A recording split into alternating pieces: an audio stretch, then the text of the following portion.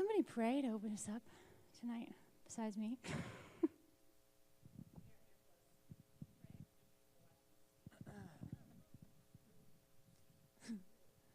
Hey, God, thank you for tonight, that we can listen to this teaching, and it'll be awesome. We love you. Amen.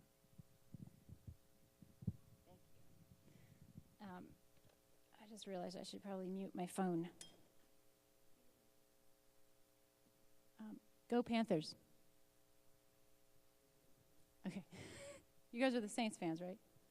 Oh, no. Who was it that was the Saints fans? That's who it was. It was Diane. It was Diane. Okay. That's right.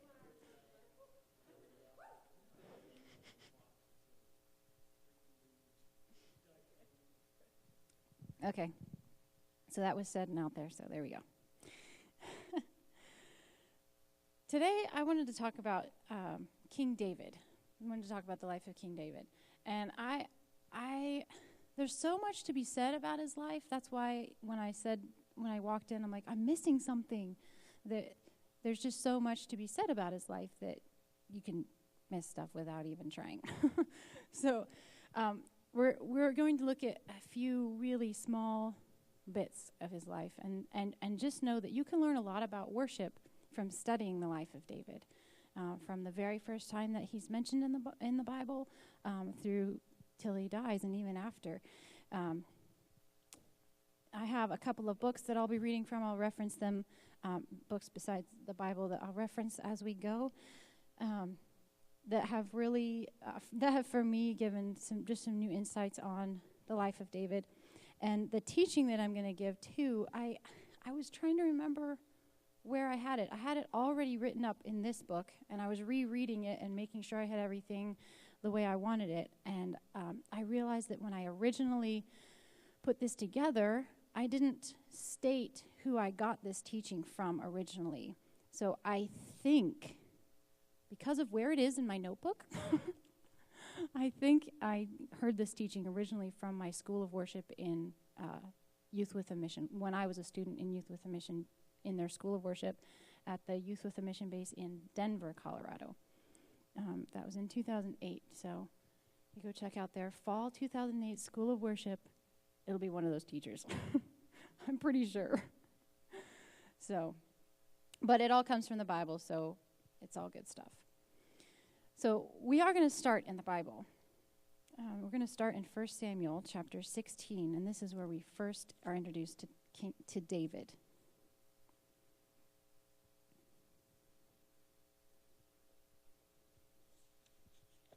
Okay. 1 Samuel. So Samuel is a prophet in the time of the kings, when the kings are first beginning to rule in Israel. It was judges up until the point of Saul, when the people chose Saul to be their king. But God wanted to anoint someone to be king, not just let the people just choose. He let the people just choose Saul, and they picked a man they thought would be good, and he ended up being crazy.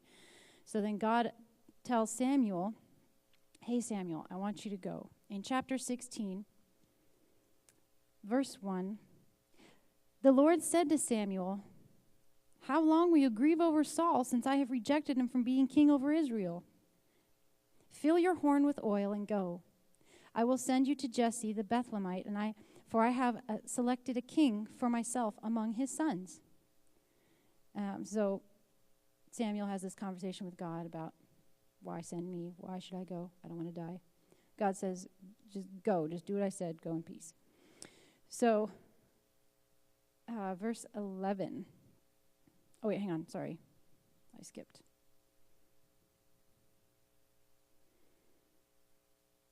Where am I going? Verse 4. Oh, sorry. So verse 4. So Samuel did what the Lord said. He came to Bethlehem, and the elders of the city came trembling to meet him and said, do you come in peace? He said, in peace I have come to sacrifice to the Lord, and consecrate yourselves to come with me to the sacrifice. He also consecrated Jesse and his sons and invited them to the sacrifice. When they entered, he looked at Eliab and thought, surely the Lord's anointed is before him. But the Lord said to Samuel, do not look at his appearance or at the height of his stature, because I have rejected him. For God sees not as man sees. Man looks at the outward appearance, but the Lord looks at the heart. So Jesse called Abinadab and made him pass before Samuel. And he said, the Lord has not chosen this one either. Next, Jesse made Shemaiah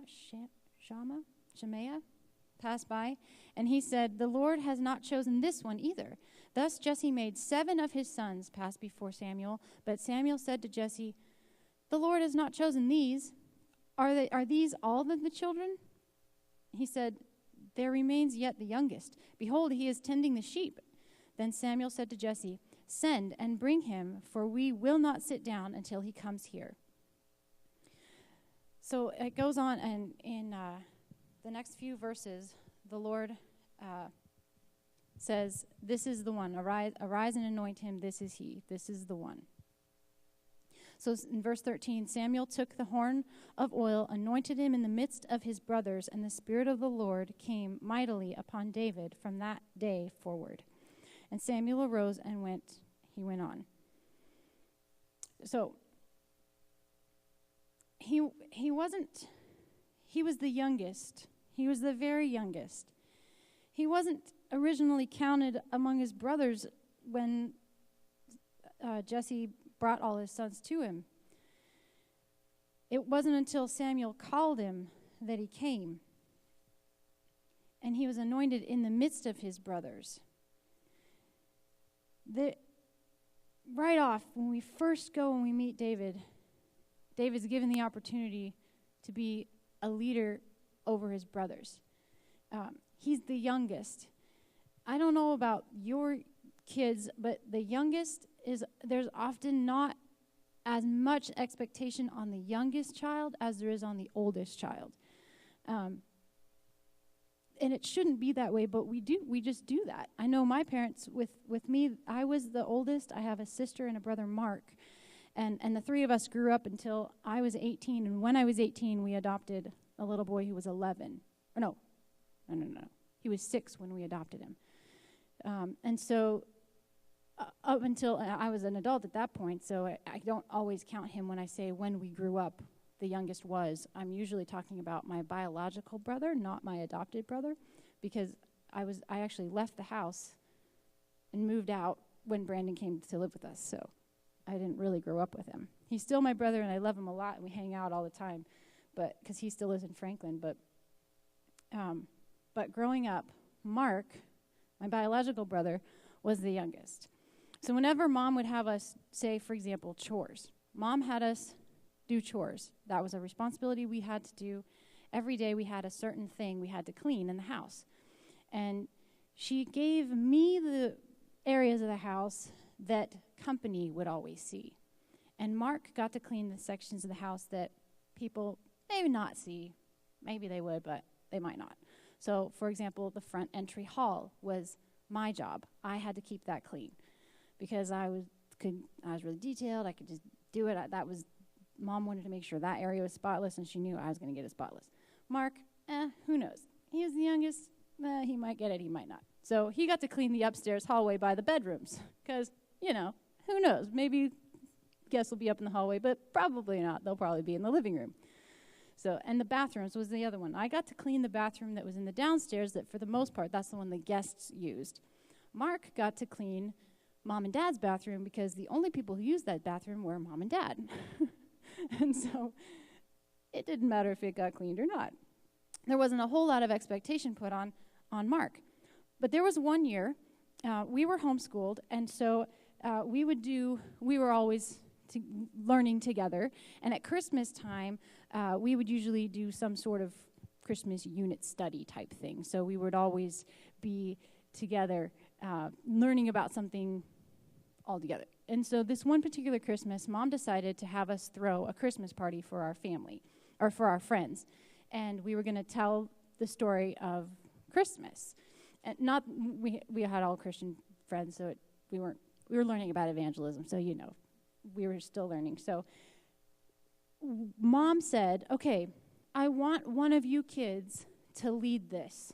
You're going to be in charge of organizing the food, what ornaments we're making, and invitations, your guest list. Somebody has to be in charge of all of that. And you're going to have your siblings, you're going to delegate to your siblings to do the other tasks. And I when my mom said that, I'm like, I'm out. I don't want to have to be responsible for that. That's just way too much. No thanks. And we were probably like 10, 11, 12, somewhere in there. Obviously, my mom's going to help, but I didn't want the responsibility. I said, no way. So then it went to Christina. Well, Christina, do you want this responsibility? She said, no, I don't want to do it. No, if Beth doesn't want it, I don't want it. And then we look at Mark. He's like, I'll take it. I'll do it. And he might have been about 9, I think. And we were like, we just assumed he wouldn't take the position, but he took it and he led it and he did really, really well. And my sister and I, this was the first time Mark had ever stepped up in leadership at any point in our childhood. And he's like, all right, ladies, this is what we're doing. I need you to do this. I need you to do this. And we're like, who's he to tell us what to do? This little 9-year-old punk thinks he can tell us what to do. But Mom's like, you guys passed up the opportunity to lead, so now you have to learn how to follow, and you have to learn how to follow your younger brother. Like, okay. So it was a real lesson for us in leadership and following and realizing, well, if you don't want to lead, then you're going to have to follow. So learn to do both really well or just shut up. So, but this guy, he was the youngest of 8. I can't imagine the youngest of 8. My pastor in Alaska, he had 7 kids. And his youngest was the youngest of 7. And that kid, he wanted to make sure you knew that he was there. Because he's got all these brothers and sisters that are outshining him. And Gabriel came in through the door like a windstorm. It's like, you knew Gabriel was in the room. But it was one of those things where he needed to make sure that you knew he was there. Because he was the youngest of 7. And he was a joy, too. Don't get me wrong, but he was the little windstorm that came in through the back door. But this is David. And so he's the youngest. And here, his brothers are given the opportunity to see him be anointed to be king. And he goes from there, not to the palace, but back to the sheep. So David gets this incredible promise from God that he's going to have the highest level of authority in the nation, and he has to just hold on to it. There's already a king there. There's already a king in place, and it's assumed that his son will take the kingship after Saul dies. So that means something's going to have to happen for David to be king. And he doesn't try to make himself be king. He's a young man, we know that, because the Bible talks about it here in a little bit. I'll show you. He's a young man, but he doesn't try to force his way to be king. Has anybody read this book, A Tale of Three Kings by Gene Edwards? It is a fabulous, fabulous, fabulous book. It's A Tale of Three Kings, A Study in Brokenness by Gene Edwards. And it's called A Study in Brokenness, but I didn't remember. I had to borrow it from my mom because we lent it out to one of our Bible school students in Alaska and never got it back. So, a good book.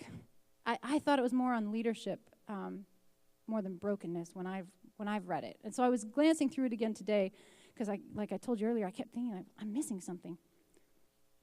So but the way the guy writes this book, he writes it like a story. It's really kind of, I don't know, I just really appreciate how he writes. This is the first chapter. He says, the youngest son of any family bears 2 distinctions. He is considered to be both spoiled and uninformed. Usually little is expected of him. Inevitably, he displays fewer characteristics of leadership than the other children in the family. He never leads, he only follows, for he has no one younger than he on whom to practice leadership. If you think about all the youngest you know, it's kind of true. But God did like this amazing thing in David.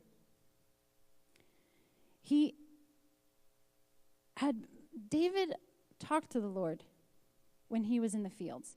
He had his harp that he played for the Lord. And he had a relationship with God that began when he was in the fields.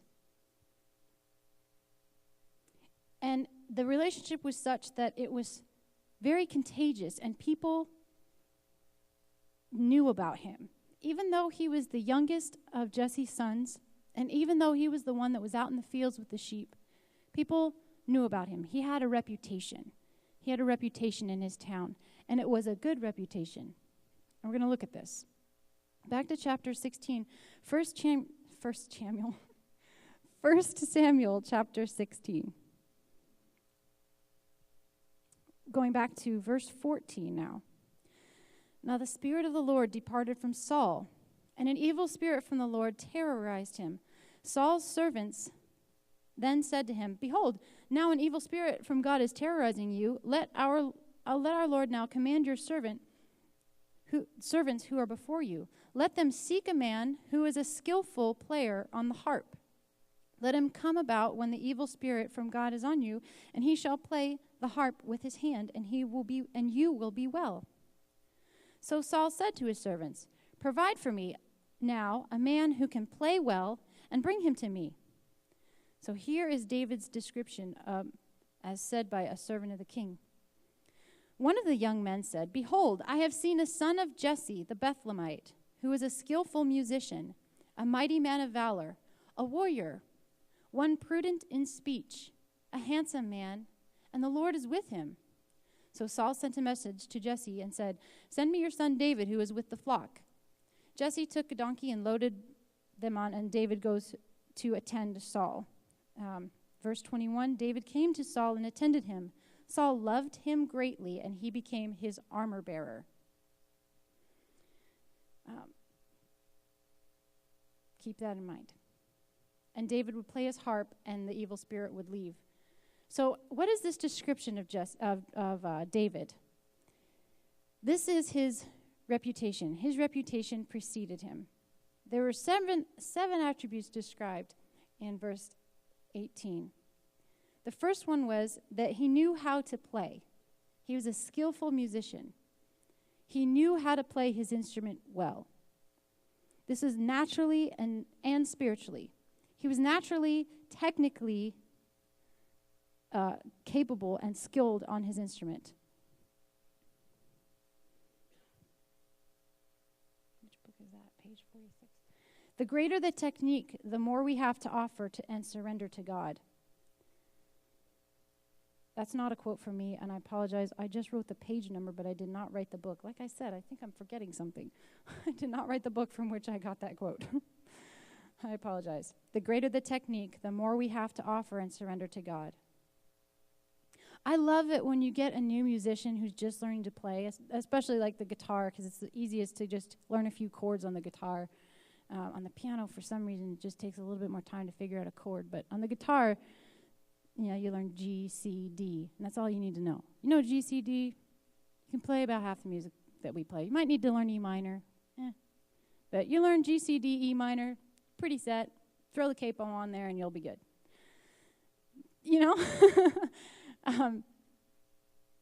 It's 4 chords. That's all you need to know. I say that, but I challenge that. This is my lifeblood tonight. Okay. I've heard musicians play with those 4 chords, and they're just struggling, but they play them. There have been times when I've heard those 4 chords played, and the kids are just like playing with all their heart, and they're just like, "Jesus, this is all I got, but here you go. I just love you so much. I love you so much. Here you go." And you just start weeping because you know that they have this tiny little bit, and they're using that tiny little bit for Jesus to the best that they can. And that God sees that, and he's like, "Yes, I can use that. My spirit can flow through that. It's awesome." But if you never learn any more than those 4 chords, You're so limited. So limited. Because if you don't understand that there's a circle of fifths and that G is the first position on the circle of fifths, but you might want to learn the fourth position, E, and all the chords that go with the E major scale, and that's just, learn about major scales, learn about minor scales, learn about the pentatonic scale, learn modes, which is still beyond me. I haven't figured out modes yet. I don't know if you've figured out modes. I understand the concept of them, but I can't figure out how to play them. I'm like, I don't get it. I know that Scarberry Fair is in the Idian mode, but I don't know. I can't figure it out. But see, Larry has put in the time, so he understands what I just said. I am trying to put in time to understand what I just said, but I don't understand what I just said. So I'm using the little bit that I know, my major scales and my minor scales. I'm going to use all those scales in the circle of fifths to the best of my knowledge, and I'm going to use that to the best of my knowledge to play. And Jesus says, yes, I can use those few things that she knows. I might not know jazz chord progressions. I can't figure out, I don't know why I can never remember the blues progression, the 12-bar blues. I've been taught so many times, and as soon as my brother starts playing it, I'm like, yes, I can play that. But I have to have my brother there to play it first. But my brother starts playing the 12-bar blues, and the Holy Spirit starts showing up. Because he's put in the time to become a skillful musician, and he's my younger brother. He's surpassing me in this whole music theory, technical side of things, and God's using him. But God hasn't overlooked me because I can't remember the 12-bar blues. God will use you wherever you're at, but he always wants you to go further because there's so much more to learn. My grandpa is 93 years old. He's 93 years old. He is still alive. He's living in Franklin. And he studies. To this day, he studies. He has not stopped studying. And he encourages all of his grandkids to never stop learning. And he says, don't stop learning. The minute you stop learning, your brain starts to die. He's like, you don't want to start dying. He wants to see Jesus. We've always laughed. He's going to be that guy. He's going to be the one that just walks into heaven. If he's not going to die, he's just going to be no more. That's going to be Grandpa. But he's still, we tease him sometimes about how much he studies because Grandma wanted to buy a garden hose one day. And Grandpa said, okay, well, you can't just go buy a garden hose. We need to research and figure out which is the best garden hose to go buy. And he went and researched garden hoses. And we laughed at him for it. But see, he buys a quality garden hose, and it's still sitting in the garage that's now at our house, and we can still use it 15 years later because he went and bought a quality garden hose. So, be skilled. Be skilled because God will use you. Be skilled spiritually. Let's look at back in the Bible again, verse 23 of chapter 16.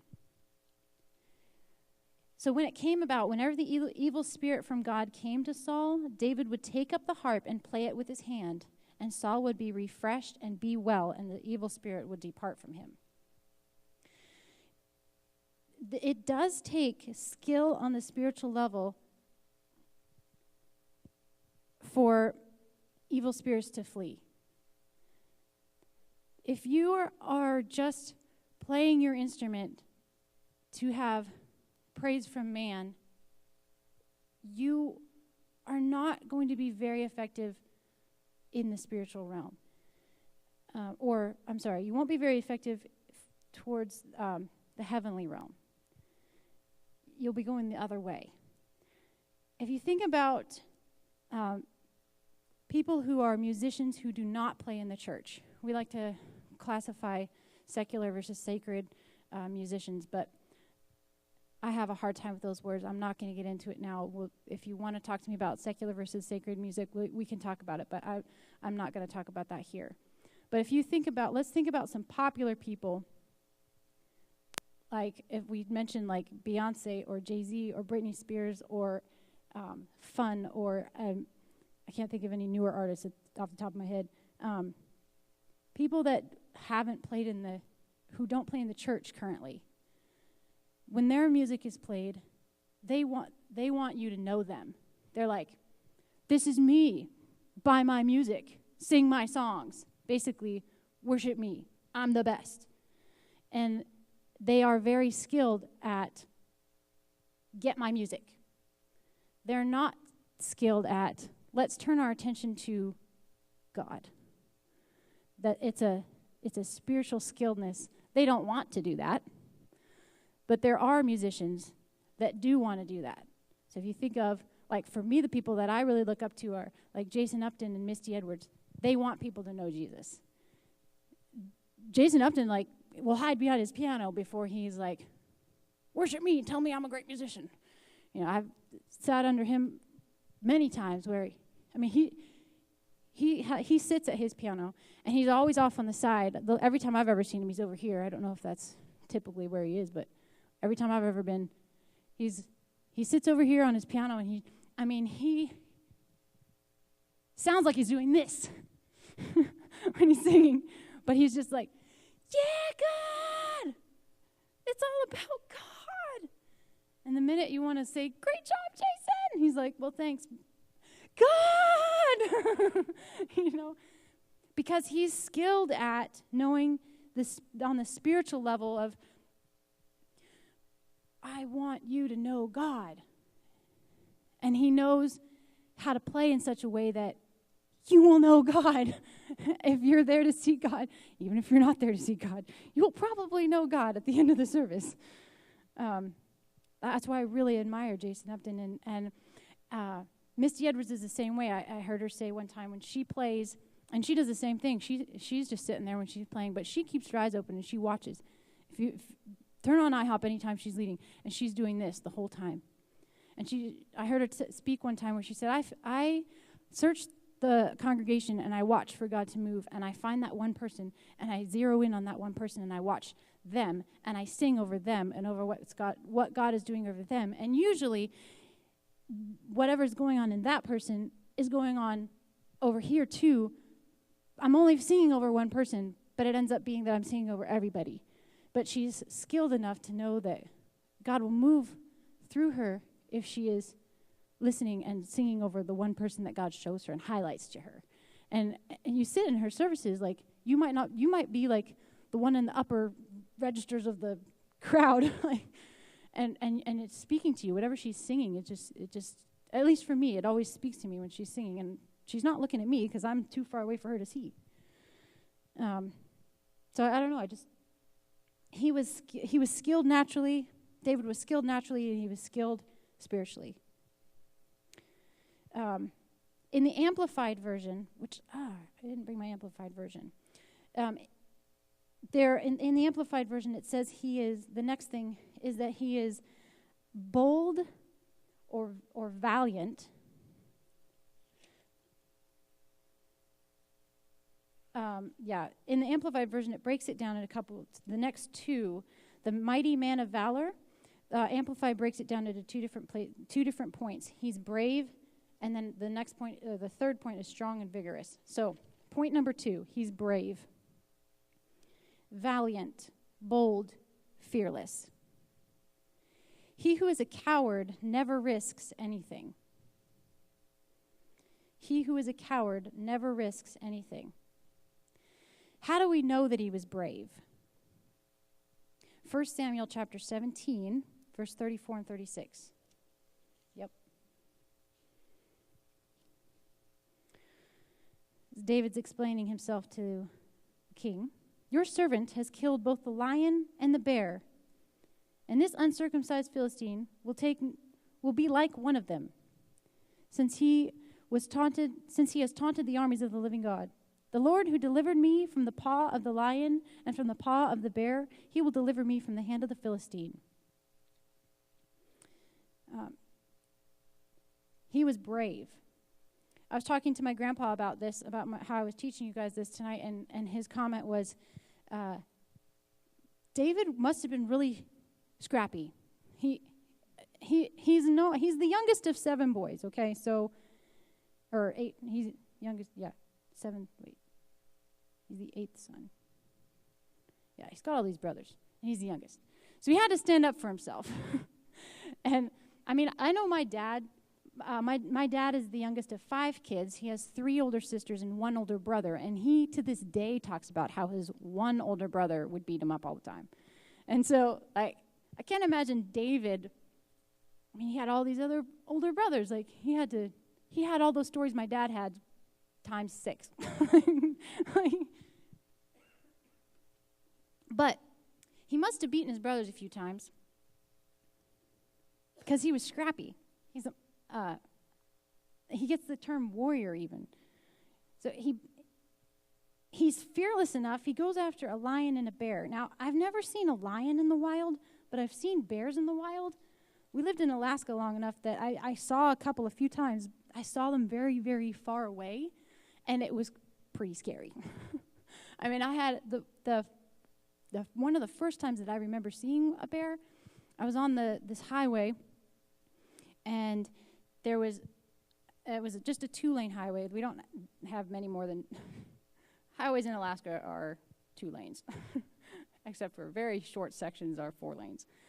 So this section was a 2-lane highway, and then there was a little runoff thing, and then there was the railroad track, and then there was a small cliff, and it went to this bay and kind of stretched out a little bit, and there was, I don't know, I'm really bad at guessing distances. So if I tell you it was 100 yards away, I could probably be lying because it may have been 200 yards. But it was far enough away that you could barely see it if you weren't really looking, and then all of a sudden you see it, and you're like, oh, there it is. That's why everybody pulled their cars over and have their binoculars out, because they're looking at this bear that was fishing in the water at the bottom of this bay.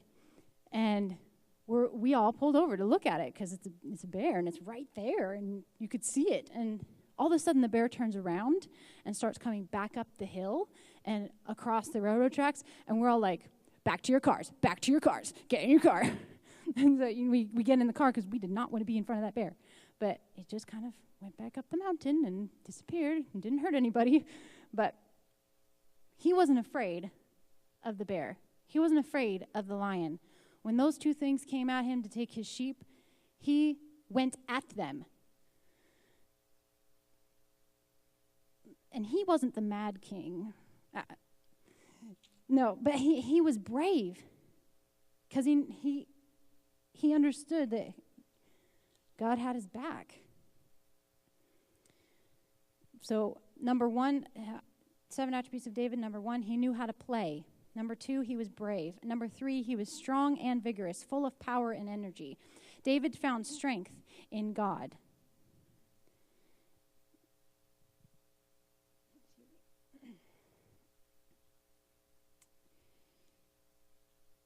Strength and vigor are not natural to a musician. We tend to be nostalgic and melancholic. Oh, that's where this is from. Okay, I just figured out where these quotes are from. These quotes are from The Heart of the Artist by Rory Noland. And I'm going to teach on this book in a couple of weeks. This is the first chapter of the book.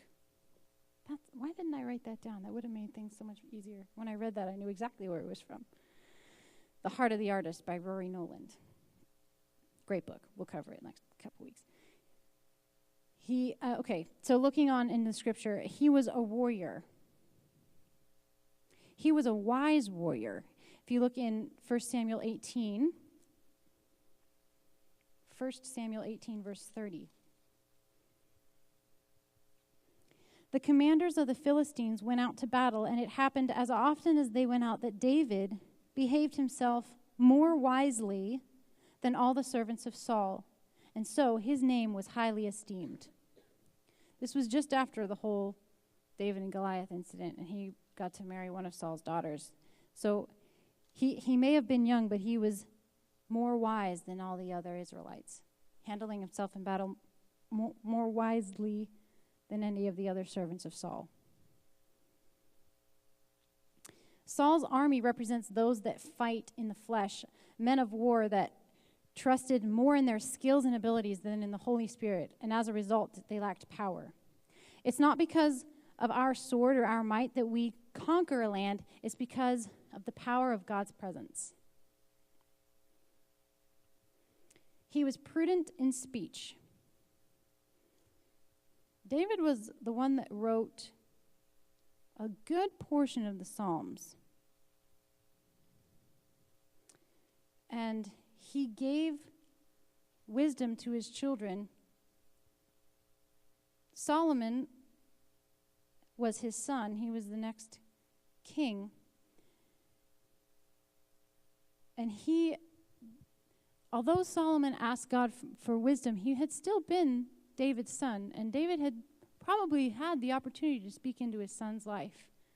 And so he had learned some things. Solomon had learned some things from his father. Proverbs 10, verse 19. When there are many words, transgression is unavoidable, but he who restrains his lips is wise. David was a young man who was prudent in speech. You don't always find young men who are prudent in speech. I'm a young woman, and I know that I am not prudent in speech. I'm admitting my faults. I try to hold my tongue, but it is very difficult. Very, very difficult. You can ask my husband. And it's something that over the years I have learned how to hold my tongue in certain situations.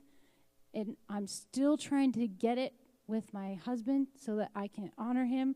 I want to hold my tongue, but I fail epically more than once a week. But see, David was known as one when he was a young man before he goes and fights Goliath. He's known as a young man who is prudent in speech. He's known as one who is wise with his words. I actually think that's because he was the youngest. I think of my Mark, my younger brother, and he had to hold his tongue an awful lot. Now, granted, he had two really, really opinionated, talkative sisters, so he wasn't given the opportunity to talk very much.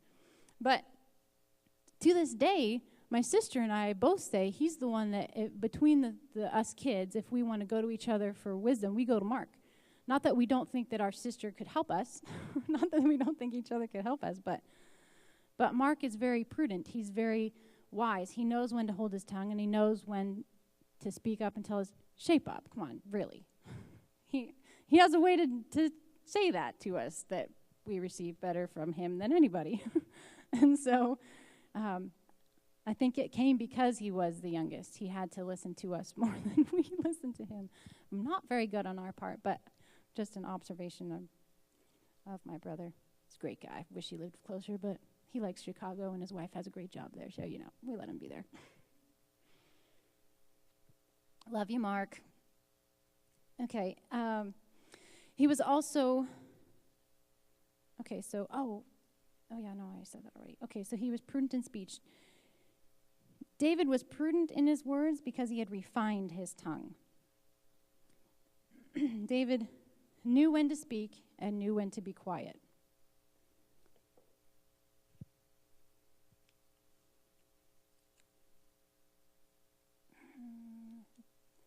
This kind of goes with the next part, though. Do I read it now or later? Hang on.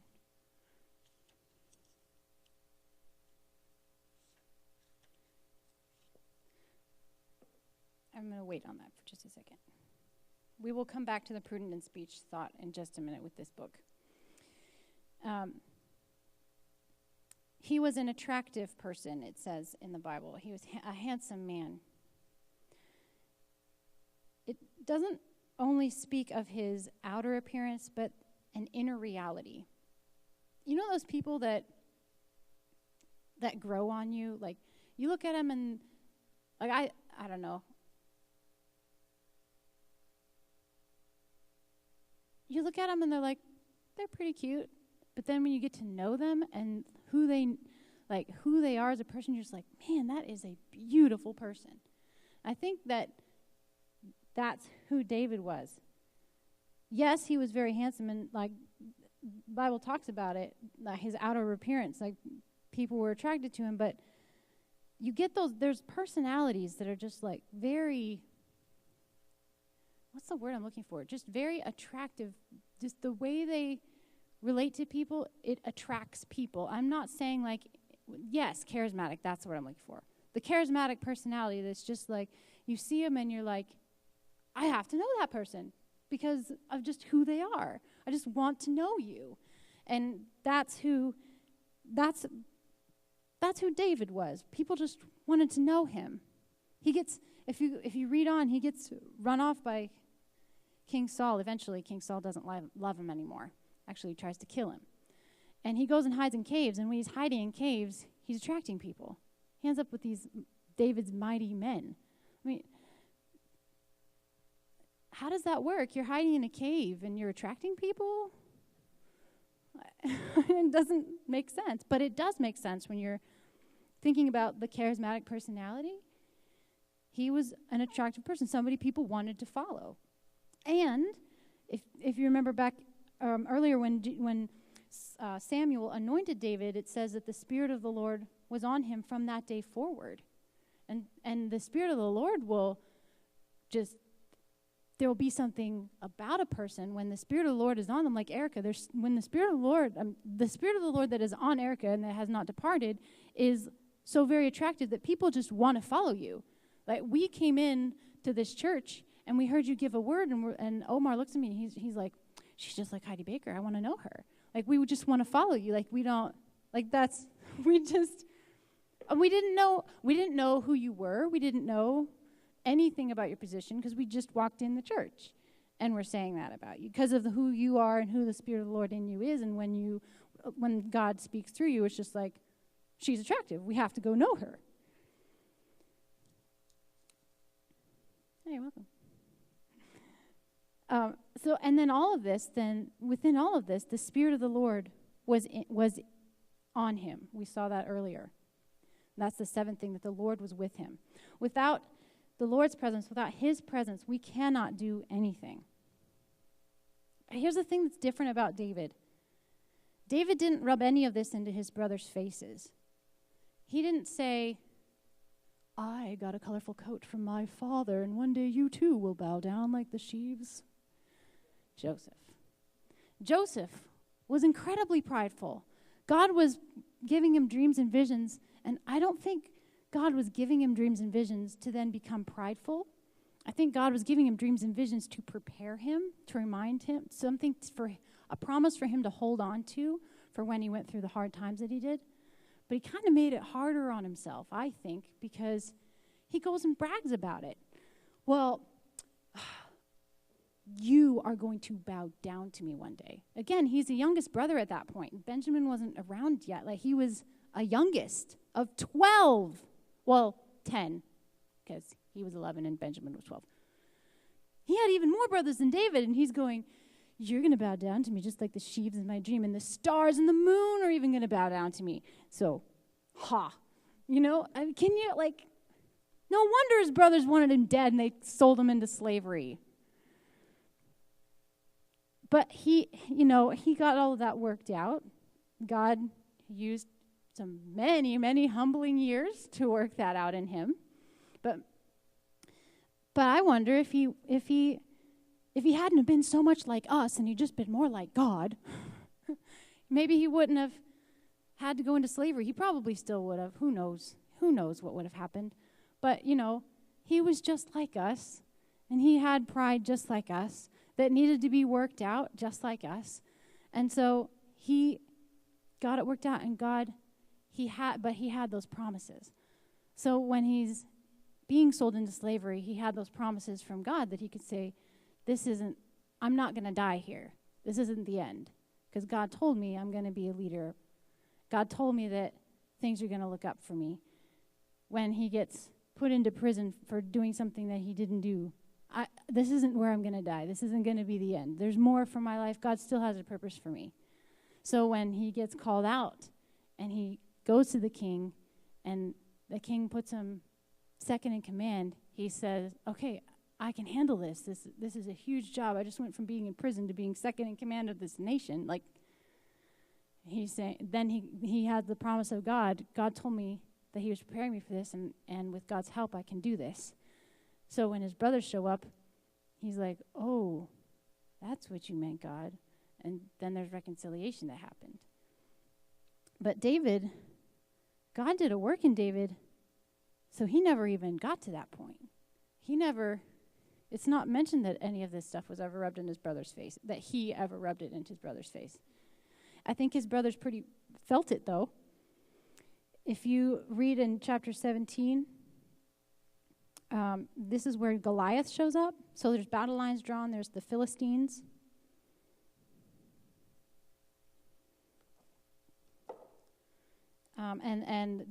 Goliath comes out and is defying the armies of Israel, and David shows up in verse 12, chapter 17, verse 12.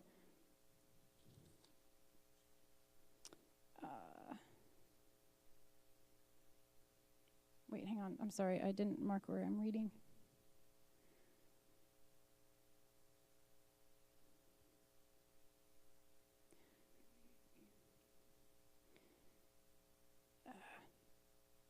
His brothers. Where's his brother's question? Yeah, when his brothers are mocking him. I didn't mark it down. That's what I forgot. There it is, 28.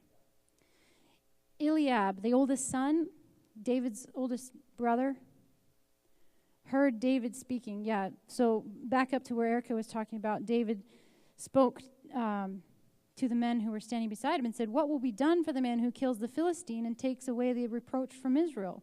For who is this uncircumcised Philistine that he should taunt the armies of the living God?" The people answered him in according with this word, saying, "Thus it will be done for the man who kills him." He gets a bunch of stuff. So now Eliab, the oldest brother, heard when he spoke to the men, and Eliab's anger burned against David. He said, "Why have you come down? And with whom have you left those few sheep in the wilderness? I know your insolence and wickedness of your heart, for you have come down in order to see the battle." But David said, "What have I done now? What is it was it not just a question?" So there was tension there. The older brother had seen Samuel anoint David to be king. And he's going, can you hear the pain in Eliab? Like, "God, why would you overlook me? Why would you pick my younger brother? Why would you pick him over me? I'm one of Saul's mighty men. I'm one of the ones that goes out to battle with. He just watches the sheep." Can you kind of hear that in this guy's voice? "Why have you come down here?" His anger burned against David. "Why have you come down here? With whom have you left the few sheep in the wilderness?" That's their livelihood. They're shepherds. That's their livelihood. And you're just, what, David? You're just going to leave our very livelihood? What's going to take care of mom and dad? You just left them in the wilderness just to what? Get eaten by the bears and the lions? To come down here? Why? Just to watch us fight? But David just said, "What have I done now?" Apparently this had been an ongoing thing.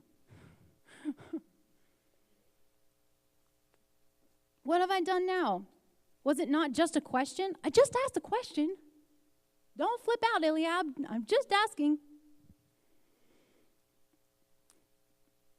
Here's the thing about David, though. At this point, he had been in the employ of Saul, playing the harp for Saul. So Saul recognized who he was. Saul knew who he was.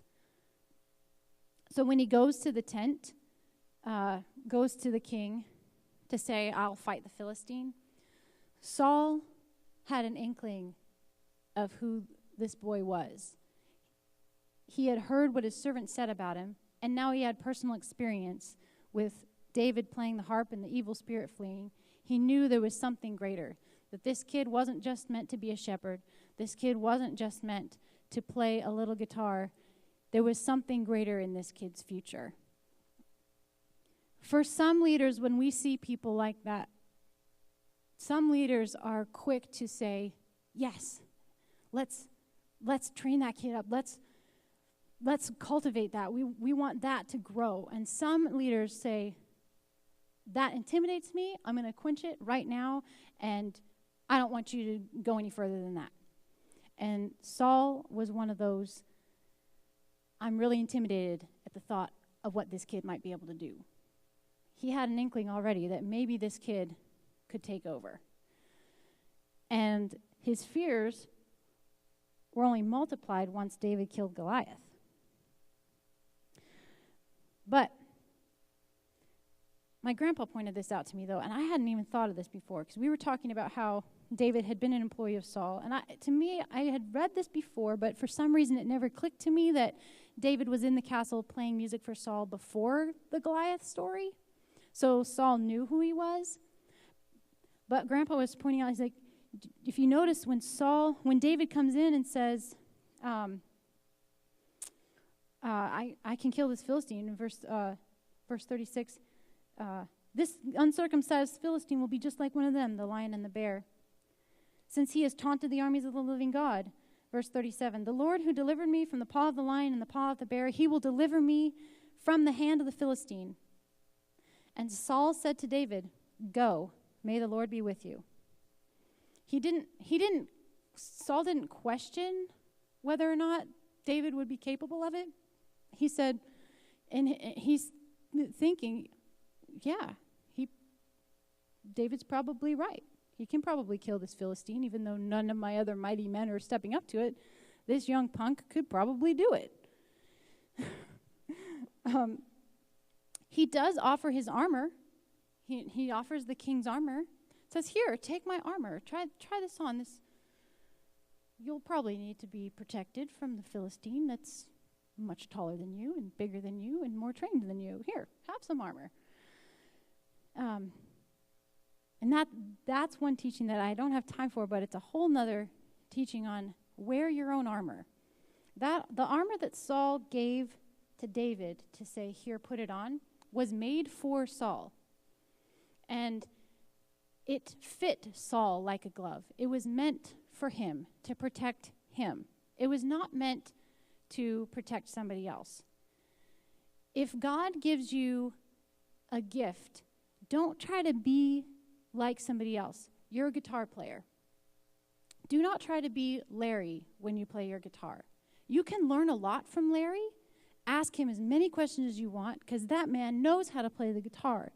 But don't try to be exactly like Larry. Don't go and get every single little pedal and make a board that looks exactly like his and make sure that all your pedals are lined up exactly like Larry's and that you have all the exact same sounds on your exact same pedals. It's not going to work for you. It's not.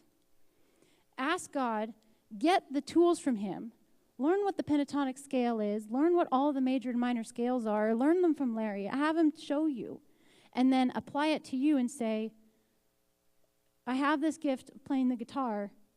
Now, God, now what? And he'll give you the creativity to become Terrence, the guitar player. And you will have learned a lot from Larry, and you can say, Larry was my teacher. But that's what he was for you. He was your teacher. You're not, I am little Larry. No, you are Terrence. You have your own sound, exactly. Exactly. And see, this man knows that. So he's not going to try and make you be a little Larry. He's going to make you be a Terrence. So David, he's having the king, okay, guys? He's a servant. And he's having the king say, take my armor so you don't die. And David's like, well, okay, king, I'll try it on. He tries it on. But he's brave enough to say, this isn't going to work for me. I'm not going to try and be like you, King Saul. I'm going to be like me. And he goes out without armor, with 5 stones and a slingshot. Because that's what he knows. And he says, okay, God, this is what I have. And we've heard the story. He goes out, and you defy the living God, you're going to die. And you guys are going to be ours. And Goliath's like, you send me sticks? Apparently he was a wiry little guy. May have been handsome, but he was wiry. And David goes out and kills him. Not just kills him, cuts off his head. The stone goes through Goliath's skull. Goliath falls down, he's dead. That was a miracle. That was all God and David and his slingshot and God. But then David goes and hacks the guy's head off and brings the head back. That's just gross. That's a guy thing, I guess. I don't know. With Goliath's sword, exactly. with Goliath's sword. Yeah, he didn't do that barehanded. He did use a sword for that. But still, he's using this giant's sword to cut off a giant's head to present the head to his king. That takes a stomach. It was a different age, a different time. Or maybe not. But there was something about David.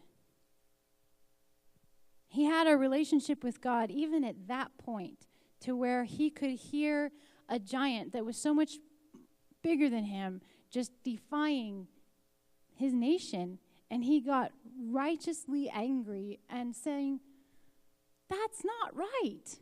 That's not right." And he stands up for what's right, even though no one else is, and his brothers are angry at him. Even his own family is against him. "What are you doing here? Go back to the sheep." But he's like, "No. I'm going to stand up for what's right, and I'm going to do this thing." So he comes back after having killed Goliath, and everybody is so excited. They're coming back, and they return from killing the Philistines. Chapter 18, verse 6. When David returned from killing the Philistine, that the women came out of all the cities of Israel singing and dancing. He must have been really handsome because all the women came out to meet King Saul with tambourines, with joy, and with musical instruments. And the women sang as they played and said, "Saul has slain his thousands, and David his 10,000s. And Saul became very angry, for this saying displeased him. They have ascribed to David 10,000s, but to me they have ascribed thousands. Now what more can he have but the kingdom?" And Saul looked at David with suspicion from that day on. So that is when Saul turned. He went from loving David prior to Goliath being killed, then thinking he probably could do it, seeing David do it, and now he is so incredibly intimidated by David that he's highly suspicious. So when David goes to go play for him, whenever the evil spears come, Saul starts just going more crazy. He starts throwing spears at David. Going back to Gene Edwards' book, the mad king saw David as a threat to the king's kingdom. The king did not understand. It seems that God should be left to decide what kingdoms survive and God should be left to decide what kingdoms survive which threats. Not knowing this, Saul did what all mad kings do. He threw spears at David. He could. He was king. Kings can do things like that. They almost always do. Kings claim the right to throw spears. Everyone knows such men have that right. Everyone knows very, very well. How do they know? Because the king has told them so many, many times. I love this book. A little bit further in the book. So David had a question. What do you do when someone throws spears at you? Does it not seem odd to you that David did not know the answer to this question? After all, everyone else in the world knows what to do when a spear is thrown at them. Why, you pick up the spear and throw it right back. When someone throws a spear at you, David, just retch it out right out of the wall and throw it right back. Absolutely, everyone else does. You can be sure. But in doing this small feat of returning thrown spears, you may prove many things. You are courageous. You stand for the right. You boldly stand against the wrong. You are tough and can't be pushed around. You cannot stand for injustice or unfair treatment. You are the defender of the faith, keeper of the flame, detector of all heresy. You will not be wronged. All of these attributes, they then combine to prove that you are also, obviously, a candidate for kingship. Yes, perhaps you are the Lord's anointed, after the order of King Saul. There is also possibly that some 20 years after your coronation, you will be the most incredibly skilled spear thrower of all the realm, and most assuredly by then quite mad. Did you catch that? David decided not to throw back spears that were thrown at him and in doing so, he was wise. We have to be careful that we don't throw back spears, or we will too, after our coronation, be quite mad. Unlike anyone else in spear-throwing history, David did not know what to do when a spear was thrown to him. He did not throw Saul's spears back at him, nor did he make any spears of his own and throw them. Something was different about David. All he did was dodge. He can't pretend that he didn't see the spears, even when they were coming straight for him. He must also have learned to duck very quickly, and he must pretend that nothing at all happened. You can easily tell when someone has been hit by a spear. He turns a deep shade of bitter. David never got hit. Gradually, he learned a very well-kept secret. He discovered 3 things that prevent him from ever being hit. 1, never learn anything about the fashionable, easily mastered art of spear throwing. 2, stay out of the company of all spear throwers. And 3, keep your mouth tightly closed. In this way, spears will never touch you, even when they pierce your heart. David was prudent in speech, and this was proven after he killed Goliath. He was known for that before he ever got to the throne room. It was something he had already learned. So once he was a servant for the king, not the king yet, he didn't even have a leadership position. He was just a servant to the leader. He was prudent in speech enough. He knew how to hold his tongue, and he didn't get hit. And he didn't become the king that we know of as the spear thrower. When we talk about the king that throws spears, we don't think that that's David because it wasn't David. We think of that as Saul because it was. David grew up in the fields with the sheep. There he created, dreamt, and trained. The foundation for his future as the psalmist warrior king was laid in those lonely fields. He waited on God's timing to become king. He had many chances to do so in his own strength, but he didn't take them. He waited until God said, "Here you go."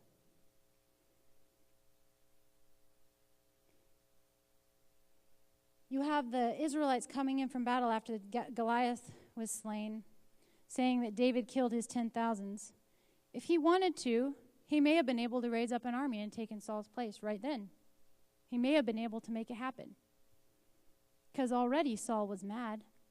And surely David wasn't the only one who knew Saul was mad.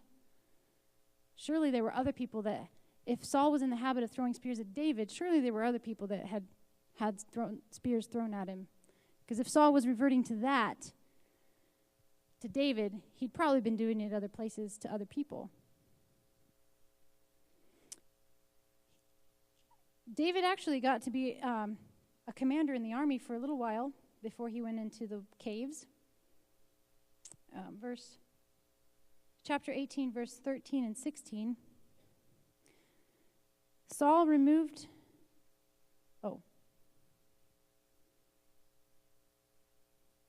here we go. Sorry. Verse 12. Saul was afraid of David, for the Lord was with him, with David, but had departed from Saul. Therefore Saul removed him from his presence and appointed him the commander of 1,000. He removed David told David, "You don't have to be my servant anymore here. You get to be in charge of this 1,000. And David went out and came in before the people. David was prospering in all his ways, for the Lord was with him. And when Saul saw that he was prospering greatly, he dreaded him. But all Israel and Judah loved David, and he went out and came in before them." So he's going out to do battle, and he's coming back. And Israel is loving this guy. And Saul is hating him. And so in the midst of all of this, David, if he wanted to, could have made himself king. He's got people behind him. He had his army of 1,000, and he's got all of Israel loving him. So surely he could have thrown a coup and made himself king, but he didn't. He was waiting on God to make it happen. Verse 17, Saul said to David, "Here's my oldest daughter, Merab. I will give her to you as a wife. Only be a vigilant man for me and fight for the Lord's battles. My hand shall not be against him, but let the hand of the Philistines be against him." David said, "Who am I, and what What is my life or my father's family in Israel that I should be the king's son-in-law? So it came about at the time when Merab, Saul's daughter, should be given to David that she was given to somebody else for a wife. But Michal was a different one of his daughters, loved David, and she told Saul that the thing was agreeable. I can't read tonight. I'm sorry, guys. Michal basically told her dad, I want to marry him, and he said, that'll be good. I'll send her that she may become a snare to him, and the hand of the Philistines may be against him. So for a second time, he said, you may be my son-in-law today. And then Saul commanded his servant, speak to David secretly, saying, behold, the king delights in you, and all his servants love you now. Therefore, become the king's son-in-law. So basically, in the end, David ends up marrying Michal. Even though she was a little bit crazy, because ended up being the one that despised David for coming into Israel dancing before the Lord. Yeah, and she ended up being barren because of it, because she despised him for dancing before the Lord and his skivvies. And so,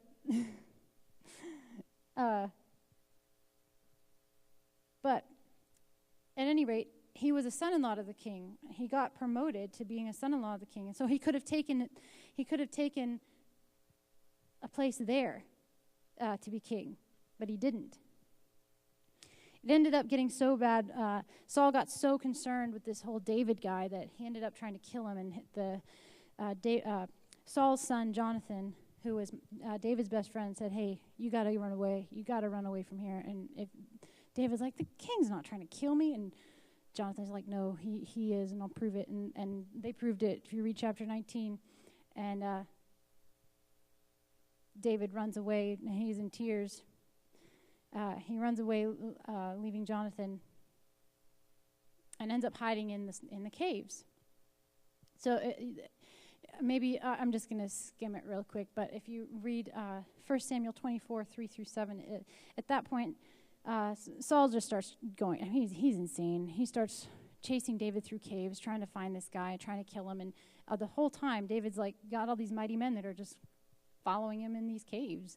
And they're becoming mighty warriors and doing crazy things like getting water from a well and risking their lives for this guy called David. And crazy stories. Just keep reading in 1 Samuel. It's crazy what these guys did for him. But Saul came into the cave to relieve himself, nature calls, and David, he was right close to David. David cut the hem of the king's robes while the guy's doing his business. Like, David could have killed the man, and he sends the message back to the king, "Hey, you didn't know it, but I was right there, and I could have killed you, but I didn't." And he was trying to, tell him, "I'm not trying to take your throne, king." The king just didn't hear him and just thought of him as a threat. David, the Lord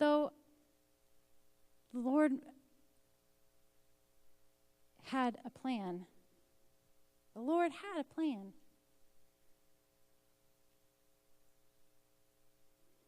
Where'd it go? This is what I missed. Can't remember. It ends up that Saul dies, kills himself, falls on his spear, and his son Jonathan is killed, and so there's no one to take the throne, and so David is given the throne, and he becomes the king. Oh, that's my other teaching, so that's the end of that. And he becomes the king. He didn't have to make it happen. He didn't have to push his way in. He even let a mad king lead longer than any of Israel really wanted him to lead, because he's like, "I'm not touching the Lord's anointed." Kept saying, "I'm not touching the Lord's anointed." At one time, although the Bible says that the anointing of God was not on Saul anymore, it was now on David, David knew that the anointing of the Lord was once on that man. We all have leaders in our life that have done things like, and I mean, there's people in my life that have done things, and I just scratch my head and go, why? But I'm not going to, I don't want to be one who shames them. And I want to just I always like to say they're human. I mean, I'm human. I make mistakes. They're human. They make mistakes. They led to the best of their ability. Saul led to the best of his ability. He had a lot of issues. He threw spears. He was crazy. But he led to the best of his ability. And at one point, the Spirit of the Lord was on him. And David recognized that. And so he didn't want to mess with that. Because he loved the Lord. David loved the Lord. At one point, Saul was the Lord's anointed, so he must have at one point loved the Lord. He became obsessed with the power of kingship or something because he went crazy. But he had at one point loved the Lord, so David figured he knew God once, if he doesn't still. I know with my life as far as being a worship leader, in high school, I started learning about this whole worship leader thing. And we had a team. There were so many musicians in my youth group. It was ridiculous. We had singers coming out our ears. It was just, you had practically a choir, and they were trying to give all of us a mic. And, our poor sound guy. I look back on it going, I can't believe they even tried to work with us. But they did. And I didn't really have any aspirations to be the worship leader at first, but by my junior year, I was really wanting to be the worship leader. Basically telling my youth leader, you have to make me the worship leader. Because the guy you have in leadership right now is he doesn't know what he's doing. He doesn't sing, first of all. He only plays guitar. So I don't know where he's going half the time. He keeps looking at me, telling me to sing stuff, and I don't know what he wants me to do. I think I should be the leader. And my youth pastor very wisely said, no, you're going to follow him, and he's going to lead you. And I'm like, but I did. And it ended up that when I look back on my high school years, of each year, because of how high school is designed, every year there's a group of kids that leaves. My favorite year in high school, looking back now, the group of kids that was in the band my junior year of high school was my all-time favorite band to play with through high school. Probably ever, but, we were kids, so we didn't sound great. But we ended up having such a bond, and I think I got over myself. I don't remember. But I know I wasn't the leader. And I let this other kid lead, and or I was made to let him lead, however that works, I don't know. But it was one of the best bands. We ended up having so much fun, and we learned about flow together. That was when I first learned that you could anticipate each other's movements as musicians, and you could anticipate when somebody was going to the chorus. I never knew you could do that before. Before we got that group together and we started jamming together, and Josh starts going, and he didn't have to say anything. He didn't have to sing anything because we just looked at him and we knew. He didn't have to give us any signal. We just knew, Josh is about to go to the chorus. Let's go to the chorus. And he's looking at us going, well, that's what he did with his head. I don't know. It was kind of funny. And the rest of us were like, yeah, let's go. We were a lot more animated than he was. If you've ever seen Matt Redman lead worship before, he's this little short, chubby guy, and he just worships God like this, but it sounds like he's doing the David Crowder, yeah, with his voice. He's just like this. But that was Josh, or this kid. He's just and he didn't sing. He was just sitting there playing. And then the rest of us, our drummer was insane. He's flinging his sticks and doing all kinds of fills, and he was incredible. That drummer guy's a worship leader now down in somewhere near Butler. Anyway, good times. But the point is, after that year, it was my senior year, and my leader, our youth pastor, knew that I still had some issues with make me the leader. So he said, okay, you can be the worship leader, Elizabeth, but you're going to co-lead with this other kid named Nate. We were both seniors in high school. He said, you and Nate have to co-lead this band together. And I'm like, Nate? Picture the quietest guy you've ever met in your entire life, and that was Nate. I mean, he had the best smile, but he was just so incredibly quiet. You never knew what was on the kid's mind, ever. And how is he supposed to lead? Obviously, I'm supposed to lead because I talk more than he does. But you know what? My youth pastor knew what he was doing. There's a reason he was the youth pastor and I was not.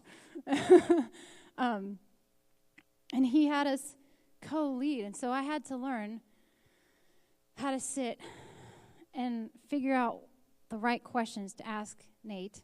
Nate, what songs are we doing tonight? Nate, what songs are we doing tonight? Oh, we're never going to get to play tonight.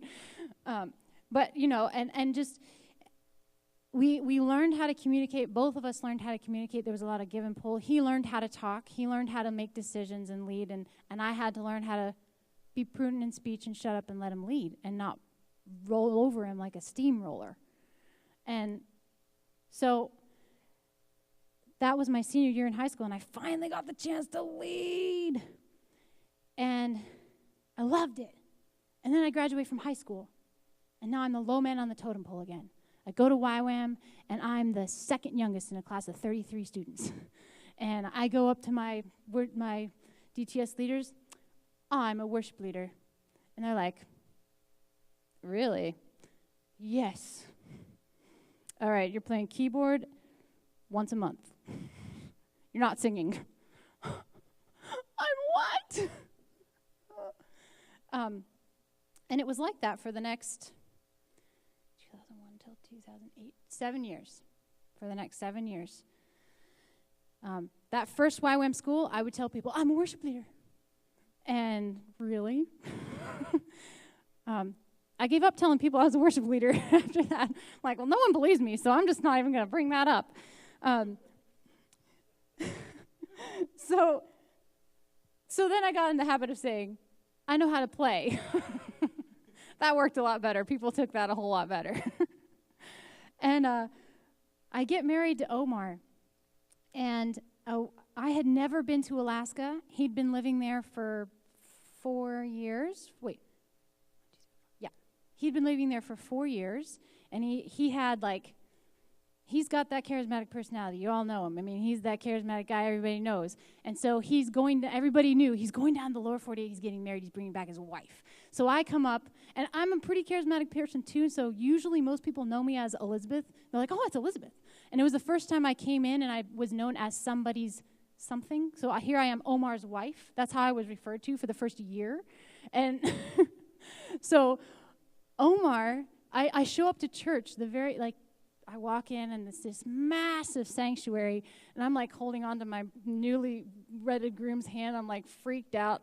And the guy who was the worship leader is on stage, sees Omar come in the back, and they're, great buds, right? Because, it's Omar. And so Pastor Nate comes charging back, Omar, you must be Omar's wife. And I'm like, yeah, I am. You're a worship leader, and you can come to our practices on Thursday nights whenever you want. And I was like, I'm not a worship leader. I just sing backup, and I'm on the keys. And he's like, no, you're a worship leader. So the very first Thursday I decide to go, I just show up. I'm like, I don't know what this guy's going to do to me. Why is he doing this to me? I don't understand. And he introduces me. He says, this is our new worship leader. This is Elizabeth. Now, the way that church was set up, they had Pastor Nate. He was the head worship leader, and then he had, other worship leaders under him, and we would rotate so that we didn't, wear Pastor Nate out, because he was the worship leader and the youth pastor and the children's pastor. Yeah. He had those three things, so he needed a lot of help.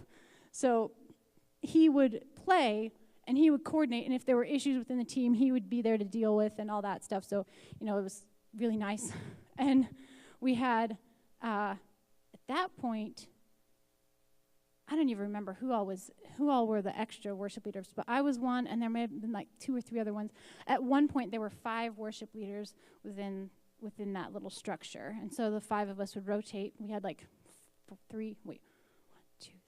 4 services a week. And so between the 5 of us, we were rotating a service a week. So we weren't getting worn out. It was really pretty awesome how it all worked out. But see, the whole thing was that I didn't say anything to Nathan. I hadn't ever met the guy. And he comes charging out to me, and you're Omar's wife. You're a worship leader. He didn't even say my name. And I guess Omar was telling people I was a worship leader. I don't know where Omar got that, because Omar met me in my DTS when I was going, I'm a worship leader. And people were like, over there, keys, once a month. Like, and I didn't really, our love story is one, you got to hear someday, it's totally off topic, but we didn't talk to each other during that school, except for 2 times. We remember 2 conversations that we actually had. The first time we were standing in line for breakfast, he told me that my breath stank. That was the first conversation we remember having. And the second conversation was at the very, very end of the school, the very last week of school, and we're trying to decide, that's how we fell in love after that and got married. So, if you make a mistake with your future wife, it's okay. We forgive you. Anyway, but then it was the very last week of school, and we were talking about, well, where are you going to go now that school's over? And we don't remember exactly what we said to each other. It was sort of the conversation. We just remember having the conversation, and both of us remember walking away from the conversation going, there's more to that person than I thought there was. And obviously we ended up falling in love 7 years later and getting married. But all that to say, I try not to promote myself. I try not to put myself in a position where I'm saying, I'm the worship leader. Because you get you in trouble. And it can really get you in trouble. So if you're in that position where God's given you a promise of something, there are other instances in the Bible where people have been given promises and they've tried to make things happen and it never works out for them. It doesn't work out when you try and make your promise from God happen. But if you take that promise and you hold on to that promise and let God work it out in His timing, it always works better. It always works better in every area of your life. It doesn't matter what it is. I remember even, again, in my own life, as far as, like, me and Omar, like, God gave me promises when I was in high school that I would be married, but that it would be later than all of my friends. And I did not hold on to that promise. And I tried to make it happen. And I was engaged 2 times to 2 other guys before I ended up with Omar, because I was trying to make things happen with these guys that weren't my promise. They weren't my Isaac. They were my Ishmael.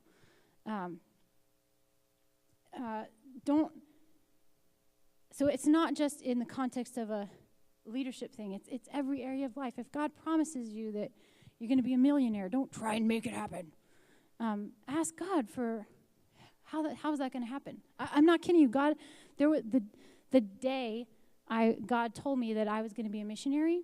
The kid right next to me, God told him he was going to be a millionaire, and like it was a youth camp, a lot like Download, and we're sitting kind of on this side of the little sanctuary area, and the pastors who were leading it, they were teaching us how to hear God speak to us, and they were going down the row of us. We were all kind of sitting there, and he was going down the row, and he's like, so what did God tell you? What did God tell you?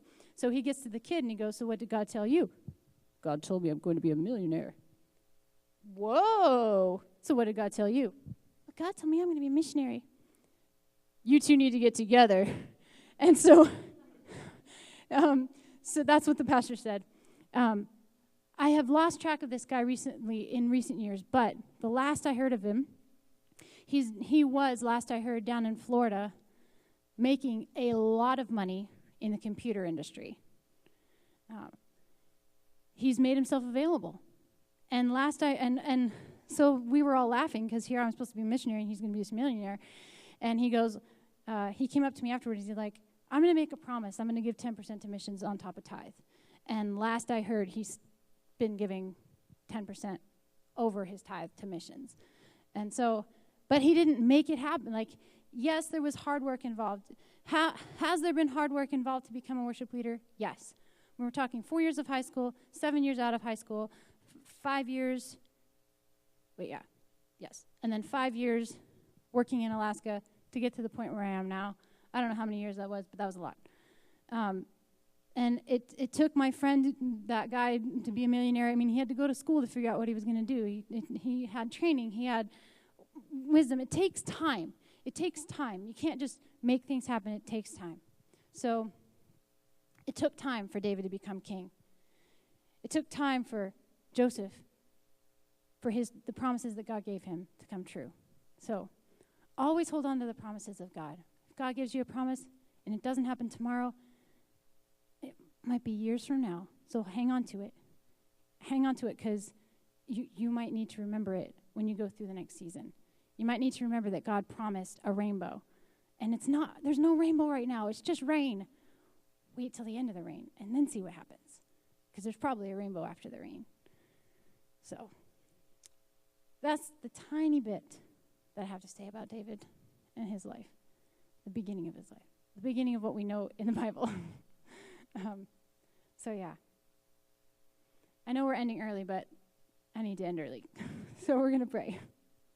So God, I just thank you for your presence. God, I ask that you would please just, as you give us those promises of our future, would you help us to hang on to them? Would you help us not to get impatient with them? Lord, would you help us to take this time to become brave, to become diligent, to become prudent, to become strong, to be that warrior for you, to become skillful. If we're the musician, naturally in the musician world and spiritually, God, help us to become skillful at whatever it is that God has gifted us. Help us to become skillful to use it for you. And God, help us to be able to just deal with the pressures of being that when people see us and point us out, help us not to just say, yeah, I'm just going to go for it, without you being behind us, Lord. Help us not to overshoot and run ahead of you. Help us to be patient and waiting in your time, God. God, I ask that you would go with us. We can't do this without your presence, God. And we ask that your presence just be with us as we walk out our own walks, our own lives. Lord, we thank you for the times that you have held our hands and that you have trained us up to this point. And we just say, we make ourselves available. Come train us some more. Help us some more. And we just thank you and praise you in Jesus' name. Amen. So next week, if you're coming next week, bring your instruments. We're going to do another practical worship time like we did a couple weeks ago. So don't miss it. So, yes, please bring your guitar.